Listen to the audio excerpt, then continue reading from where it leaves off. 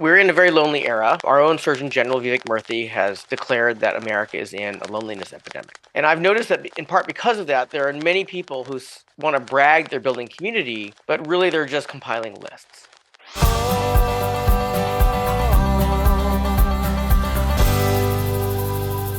Hello and welcome to the very first episode of The Art of Community's Conversations. I'm your host. My name is Seth Resler. I'm the founder of Community Marketing Revolution, and this is a series of conversations with Charles Vogl. Charles is the author of the international bestseller, The Art of Community, and we are having these conversations because there's a brand new second edition coming out with 25% more content. In addition to this book, Charles is also the co-author of Building Brand Communities, a book that he co-wrote with Carrie Melissa Jones and which won an Axiom Business Book Gold Medal. Charles's work has been used to develop leadership and programs at Google, Airbnb, Twitch, Amazon, and the U.S. Army. He has presented at the Yale Leadership Institute, Harvard Law School, the Stanford Graduate School of Business, among others. I want to welcome Charles. Charles, how are you? I'm so excited to be creating this with you, Seth. It's wonderful to get to create a project with you. Yeah, you too. Congratulations on the second edition of this book coming out. It's been almost 10 years. I mean, it's been a long time.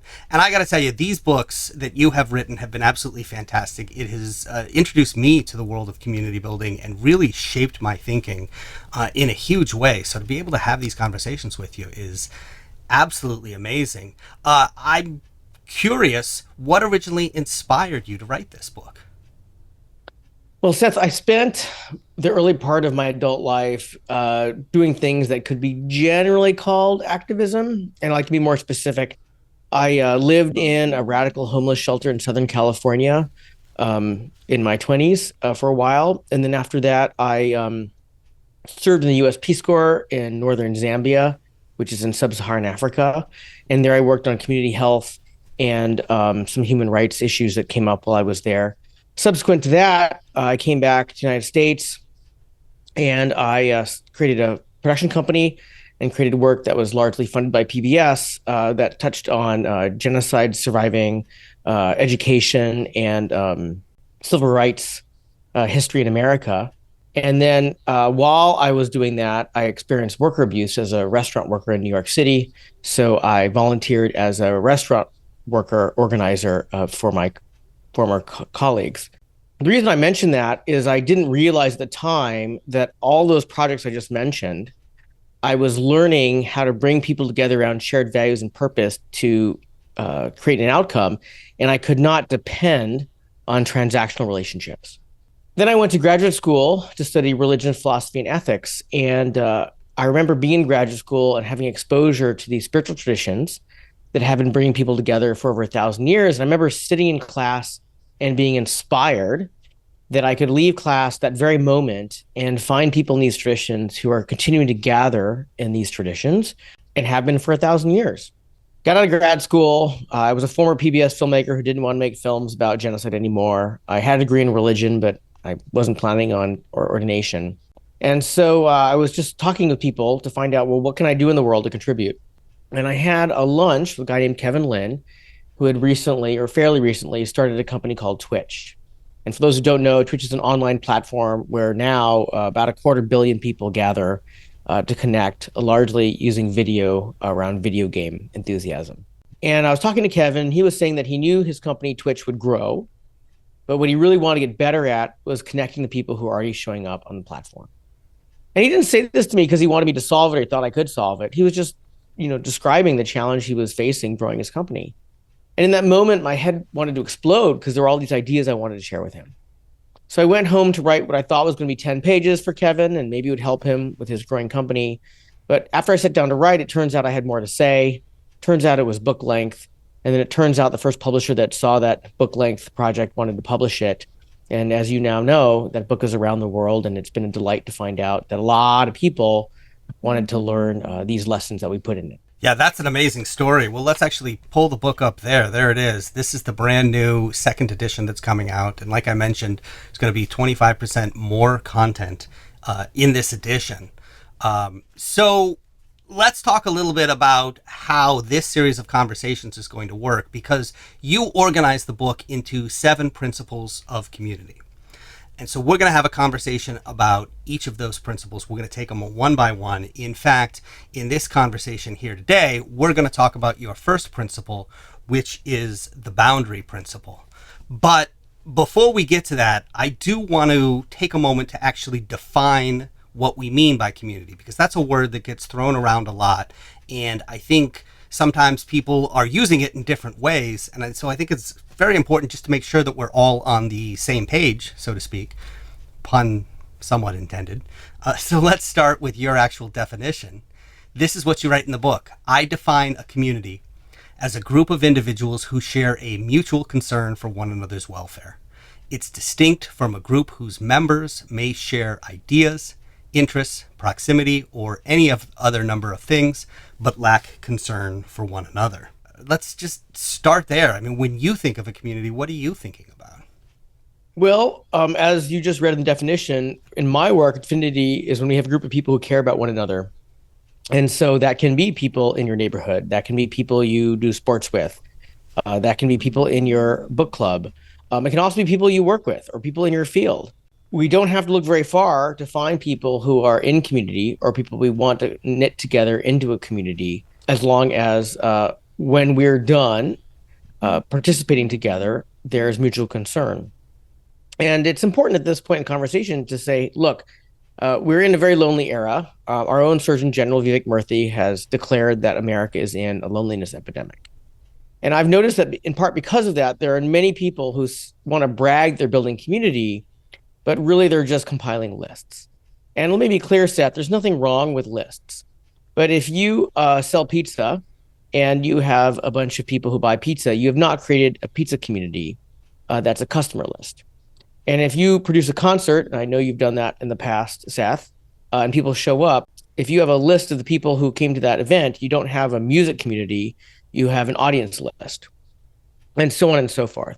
And this is really important to distinguish because some people want to brag about how quickly and how well they can build community when all they're really doing is building lists. Now, lists may be a great beginning to an investment that does knit together relationships where there is mutual concern for one another, but it is not the end game.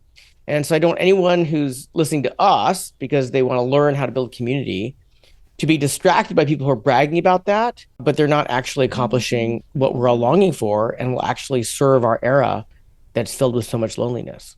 You know, you bring up the fact that I've produced concerts. So my background is actually in radio broadcasting, and I've also done a lot of event production over the years. And strangely enough, reading your books, one of the things that it really made me think differently about is events.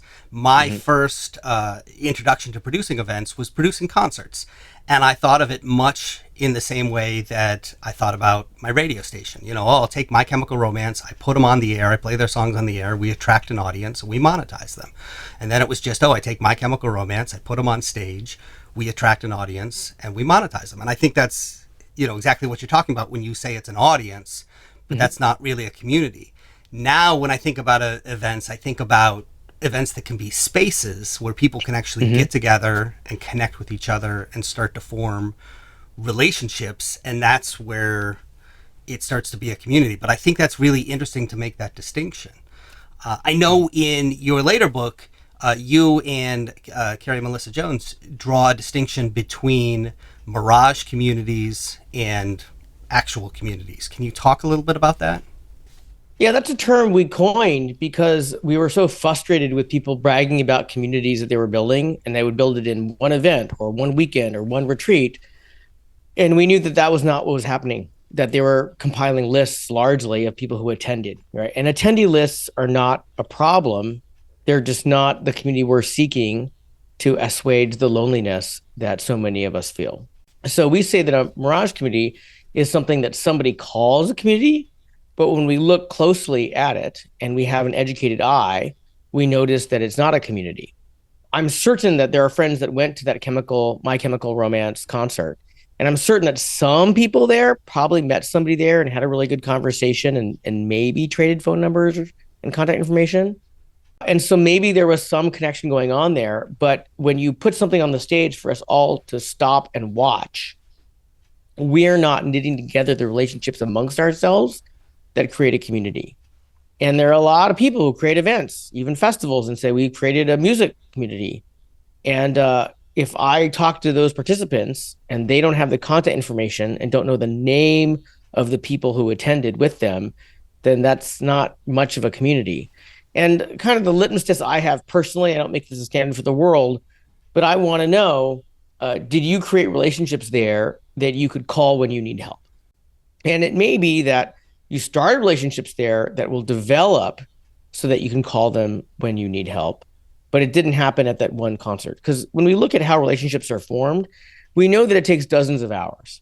And we also know that the context in which those relationships are formed matter on how quickly those relationships formed. And I'll give you a hint, Seth. It almost never happens standing in a room watching something else next to each other.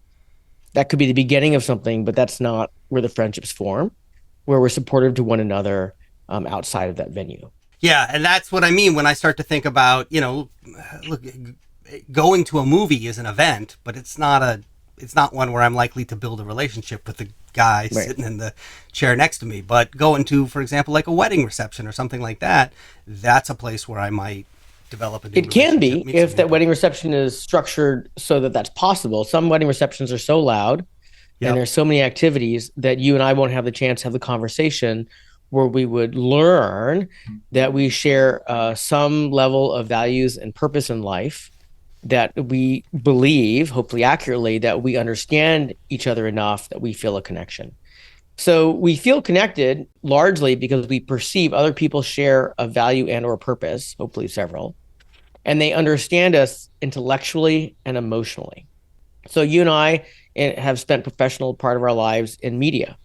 You and I understand the standard that it takes to be professional, and we understand the attention it takes to make it good. And people who have never been a professional don't have that. So we believe that we understand each other at a level that non-professional media makers will never know. So we feel more connected than if we just didn't have that in common. But in order for us to understand that, we needed a venue where we could recognize that's going on. And that doesn't happen if I'm watching a wedding band. And that doesn't happen if I'm listening to toasts. Toasts are not bad, wedding bands are not bad. But if we don't have this intimate experience where we discover we have this shared history and we both want to create media that's enriching people in a really tough era, then we won't get that chance to create that connection that knits together something that's part of a community. This is going to come up over and over again, I think, as we go through each of the 7 principles. And like I said, your book actually goes through these 7 principles of community. Let's actually talk about principle number 1 today. And that is, like I said, the boundary principle. This is what you write in the book. A boundary is the recognized demarcation between insiders or members and outsiders. This boundary should be more about making the inside space safe for insiders than about keeping outsiders out. Where there's a boundary, insiders feel more confident that they share values and that they understand one another better than outsiders. And I actually want to talk about an example that you use in the book because I think this example does a great job of illustrating what you're talking about here. And that is this example of firefighters. Can you tell us the story and how that illustrates the boundary principle? Absolutely. Just to clarify, the role of the boundary, I've noticed that we live in an era where many people have a mistaken belief, formed from a very generous orientation, but nonetheless mistaken, that if we're building community, we need to invite everybody to everything all the time. And that just doesn't work. And the firefighter example is going to illustrate that. One of the ways we know that that's not a good way to build a community is if we're investing to create community and having that grow amongst a certain group of people that we care about. If we don't have a boundary on who's invited in or who's in and who's out, then we don't know who we're investing in, because there's several billion people on this planet, and you nor I, Seth, can invest to knit together 4 billion people by ourselves, right? So we need to know, well, who are these people? And we can pick any standard we want, but it can't be everybody all the time. And I talk about the firefighters in the book. I interviewed a fire captain from New Haven, Connecticut. Her name is Melissa. She was the first woman firefighter in the long history of the New Haven Fire Department. And she shared with me that over career firefighting, obviously firefighters are exposed to very sober and grim experiences and scenes, right?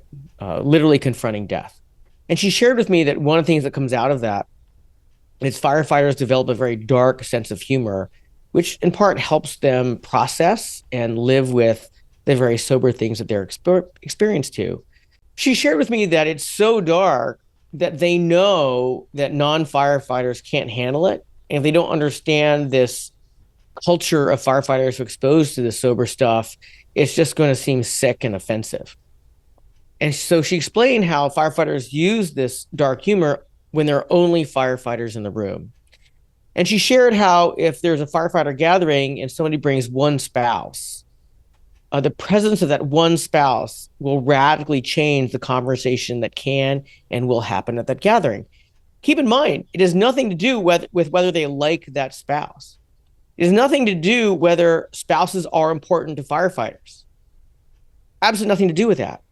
It's just that the presence of an outsider who doesn't fully understand the emotional toll of being a firefighter and the dark humor that grows out of that is not going to be welcome to that kind of conversation. And so the whole conversation has to change.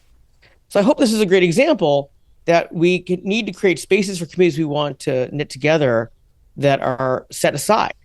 And it doesn't mean that the people who aren't invited aren't liked, aren't important in our lives, aren't people we want to see a lot of. It's just that many cases when we're bringing people together, it's not okay to bring everybody to every event at every time. And as I like to say, we can like those people, we can be friends with them, but this event is not right for them here and now. And I've read this as part of your book, but I want to reiterate it. This is what you mean when you say the exclusion is not about keeping people out. It's about making the people who are inside feel safe. In other words, making those firefighters, putting them in a place where they feel comfortable, being able to talk to other people. And you even say in the book, they have shorthand, they have words they use that only each other will understand, or certain examples or principles. I think about it in another scenario. I recently went to an event. It's called 50 First Jokes, and it involves a bunch of stand-up comedians. And the whole idea in stand-up comedy is that it's not something that you can just sit there and write your material on your own. You got to go out and actually try it in front of people. And the first time you tell jokes, they often don't work. They get sort of workshopped and wordsmithed over time.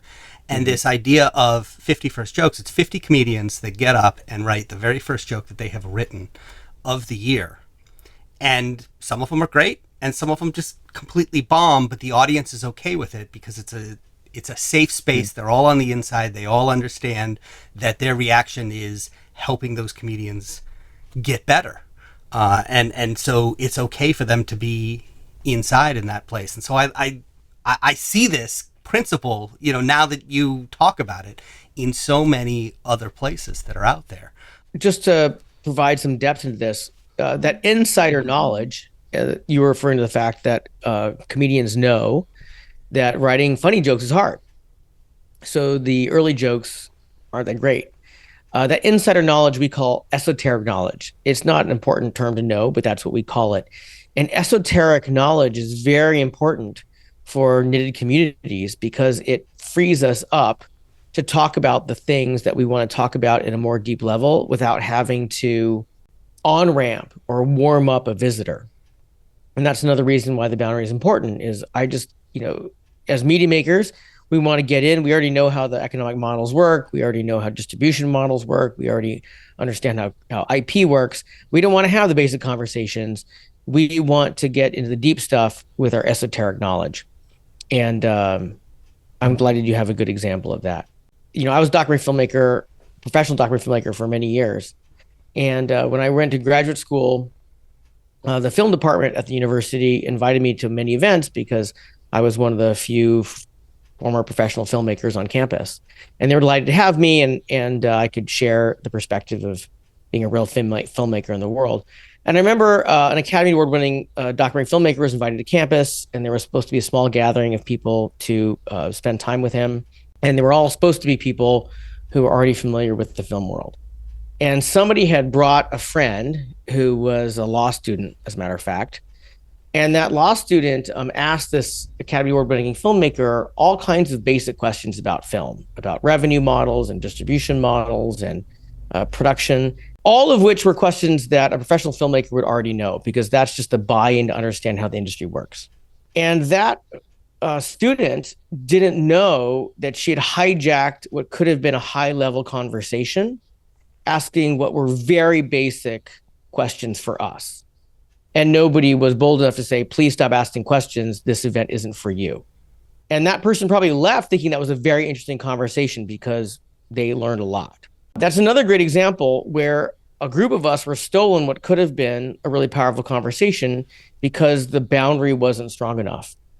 And the event was hijacked because she didn't know enough about the esoteric knowledge to allow us to have a more complex conversation. A great example where this was a friend of one of the attendees. That person's not bad. We don't want to see them. They shouldn't be kept away from filmmakers.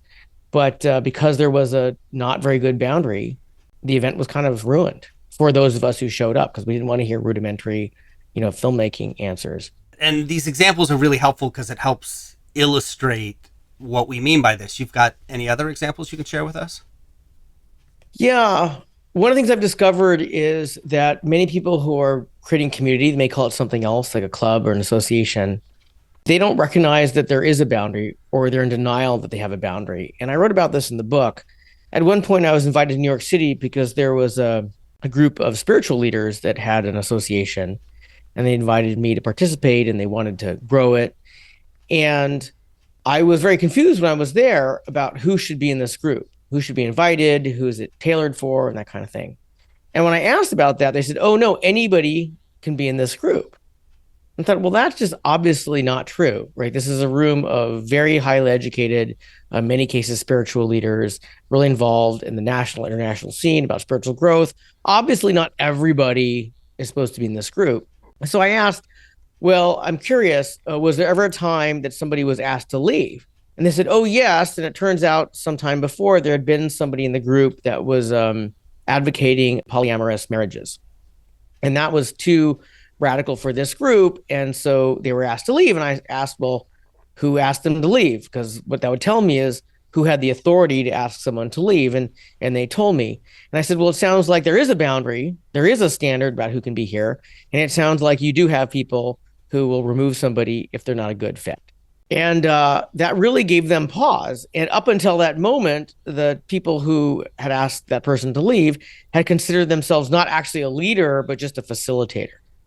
But then I revealed, well, actually, you wield some authority and you do have a standard and you step in when that standard needs to be held. And none of that is bad. It was just curious to me that they just wanted to believe that none of that was in place when it had been in place, from what I could tell, for years.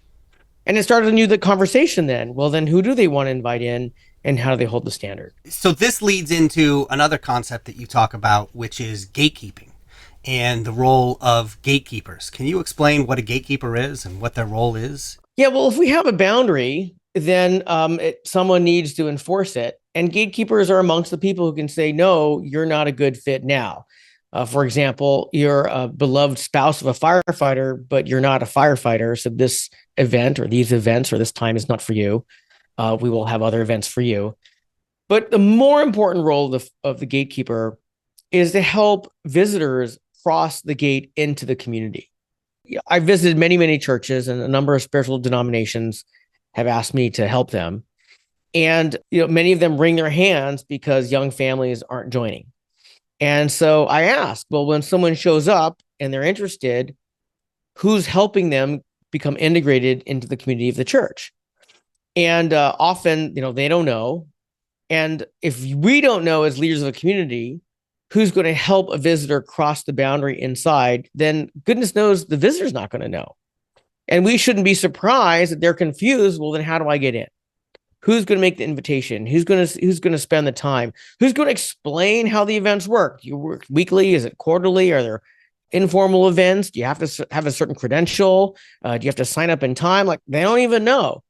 So if you want to grow your community, if you want to keep it strong, you need to understand, well, who are these people? can be several of them, that are helping those who do have the right values and are pursuing the right purpose. How do we help them across the boundary to come inside? An example came to my mind where this really failed, Seth. At one point, I joined a mountain sports group here in California because I'm a mountain sports enthusiast. And this club had been around or has been around since the 1930s. And I was a new father and was looking to join the club. And as my family got older, we would participate. And so they said, well, you can visit our lodge up in the Tahoe. And so I drove 4 hours through the snow to get there. And when I showed up, I was told there would be a member there that would show me around and orient me. So I, drove far out to the snow, unloaded my car, made my way through the snow up to this giant cabin, 3-story cabin. And I came in the atrium, I brushed off the snow. And then this member opened the door, the interior door. And her first words to me were, boots don't go there. They go downstairs. They ostensibly wanted new members. I wanted to get involved in a club for mountain sports. I had driven 4 hours. Nobody oriented me on the rules, the protocols, the traditions. And the first thing she said to me was that I was doing it wrong. Does that sound like a club that knows who their gatekeepers are and the role of the gatekeeper? How are they going to help people come inside if the first thing new members hear after driving for 4 hours in a snowstorm is, you're doing it wrong? They have no clue how their gatekeepers work. So as I'm picturing gatekeepers and you're talking about this, I'm picturing it less as like a nightclub bouncer who's there to keep people out, and right. More. I actually got the mental image of the mythical boatman that helps people cross the river Styx when they die in Greek mythology. Right? It's the and there may be times where you need the bouncer, but I don't see that very often, because if someone doesn't fit with the values and purpose, they usually don't want to invest to get in. So there's a fair amount of self-selection. There is a fair amount of people recognizing, for example, one of the communities I'm involved with is Podcast Movement, which is a conference and group of people who are all podcasters. And most people kind of get, all right, I need to either have a podcast or be thinking about a podcast before I'm going to be part of this podcaster community. And so there isn't a real need to sort of throw people out because they don't have a podcast, because they just they get it. They know whether they belong or not. So. But that's a good example, Seth. It could be that I want to sell microphones, right? Or I want to build my affiliate program that sells microphones. And so I show up at a podcasting conference and I have no interest in creating a podcast to understand how distribution works or understanding trends and graphics. I just want to build a list of microphone buyers. At some point, it's going to be clear I'm not contributing to the conversation. In fact, I could be distracting from it because I'm more interested in selling microphones, right? Yeah. And so at some point, it may be important for a gatekeeper to explain to me, it's great that you sell microphones. It's great that podcasters buy it. This is not the event for you. This is not the right space for you now. Right. You talk about the importance of having an exploration zone for communities so that people who think they may be interested in joining a community can kind of try it out first. Can you talk a little bit about that? Whenever we discover a new community, we don't go from, I don't know anything about you, I don't know anybody in the community, to I'm definitely going to pay the dues, I'm definitely going to show up regularly, and I'm totally going to volunteer for all your events, right? That doesn't happen. We need a place and a time where we can learn, well, what do you people do? What are the actual values that you're growing into? What does it look like to spend time with you? And as we talked with the firefighters, the firefighter community needs time where it's only firefighters so they can have the conversations appropriate to them. But if anybody wants to learn, well, do I want to be a firefighter? Do I want to hang out with these firefighters? Do I want to grow in the way that these firefighters are growing? Then they need other times where it can be firefighters and visitors. And we call those visitor rings, where there are events where the visitors can come. And we talked earlier about how one spouse of a firefighter could radically change the conversation going on at a firefighter event. But it's perfectly good to have events where spouses and best friends and neighbors and cousins who are in town can come and spend time with firefighters. So when we think about the boundary, we can look, well, what are events? Are we really holding the line about insiders only? And what are events where we have members there and visitors can come and learn what it is to spend time with us and how we're growing. And this is an opportunity to try out not just sort of the activities that happen within a community, but really the values, right? Because you place an emphasis on the fact that there are shared values in a community. And I think about this from my own life. You know, I was a swimmer growing up. I was a club swimmer on a club swim team. And then when I got to high school, I just went, oh, I'm a swimmer because I had been a swimmer in the past. So I needed to join the high school swim team. And one of the things that I found out was that the values were different. That being a club swimmer was really about a social experience and building friendships, and being a high school swimmer was about competition and just trying to win and be fast. And I wasn't 100% on board with that. For me, swimming was a social outlet, and so it would have been really helpful if I had had that exploration zone and could have known that before I had actually joined the high school swim team, because had I tried it out for a week and realized that, I probably would have gone, nah, this isn't my thing. So talk a little bit about how communities can create an exploration zone that really allows people to understand the values of the community. So there's a number of ways to do that. One is to simply make sure you have events where it's clear that visitors can visit and participate in some level. So that it would have been great if you came to practices and you learned what they prioritize, but you weren't fully signed up for the team. I don't know what level of commitment you had to make, in the early days. Another way that's very common is there's what we call a novice level. It can go by several different names, but the idea is you're not fully a member, but you're a novice. You're learning how we do things here, and it's a time for you to figure out, is this a good fit? Are we here to have fun, or are we here to win at any cost? And it's a good time for the members to learn, well, are you a good fit in the sense that we recognize that you are valuing what we value and you're willing to commit the level we'd like you to commit. Both of those are great ways, but we need to make sure they're there. I've been to events or groups where they didn't get that. The example that's coming to my mind is when my first book came out, I was invited to an authors group and they had a retreat, and I was invited to the retreat. And it was really designed for older authors from a different era.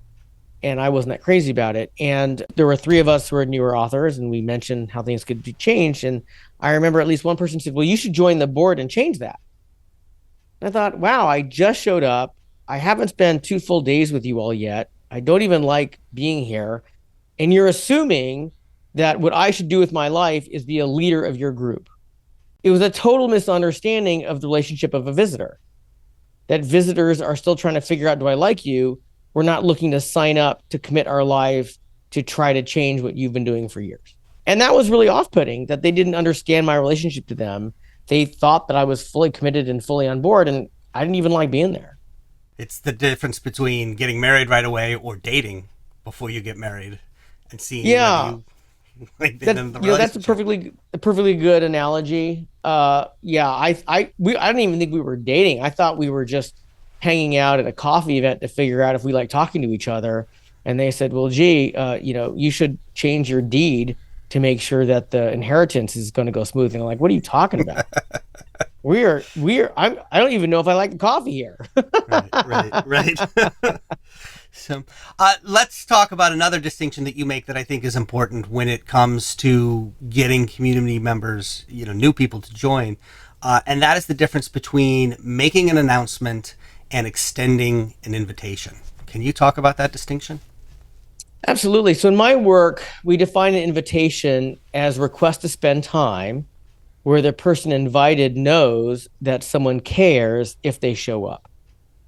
I'll say that again because it's so important. An invitation is a request to spend time where the person invited knows that someone cares if they show up.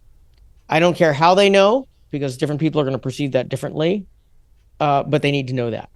If the person invited does not know or recognize that anybody cares if they show up, we have a name for that. We call that an announcement. Now, there's nothing wrong with announcements. In fact, that's a really good way to let a lot of people know that there's an event happening. But when we're talking about building community and having leadership in community, what we need to recognize, an announcement does not have the power of an invitation. So very often when I go to a community, that says they want help, be that a spiritual organization or an educational institution or a working team, and they say, well, we want to build more community and nothing's working. We can't get people engaged. It's a bunch of questions I could ask. The first questions I ask is, well, what are you inviting them to? And very often I find out the answer is nothing. That a group email is shot out a couple times a year, maybe once a month, announcing that there's a thing, and that's it. And my response is, well, let's not be surprised that no one is coming to anything or not enough if you're not inviting them. And invitations are almost by definition inefficient, right? Because we need to communicate in a way that someone understands you matter. I would really like you to be there. And that can't be done in a mass email yet. So if you're not sending invitations, let's not be surprised people aren't, showing up at your events where they can become connected and become members. All right, that's a lot to unpack right there, and that's just the first principle. That is just the boundary principle. Like we said, we've got 6 more to go, so I am looking forward to these conversations. Charles, thank you so much for joining me for this conversation. It's exciting to share this with you, Seth, and hopefully reach people who also want to knit together relationships that will enrich all of our lives. Yeah. And once again, the book is The Art of Community, 7 Principles for Belonging. The second edition is now got 25% more content. We are going to be going through a lot of that. So I'm looking forward to a lot more of these conversations. We'll talk to you soon, Charles. All right. Till next time, Seth.